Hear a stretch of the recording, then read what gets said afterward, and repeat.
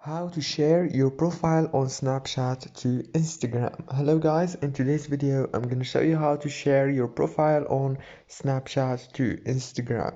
So first thing, go to Snapchat and go to the top corner right here. Go to your profile like this.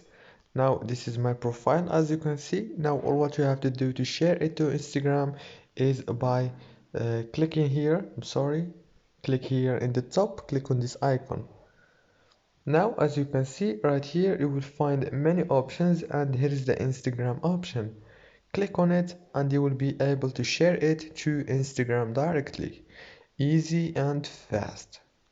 Don't forget to like and subscribe. Thank you so much for watching.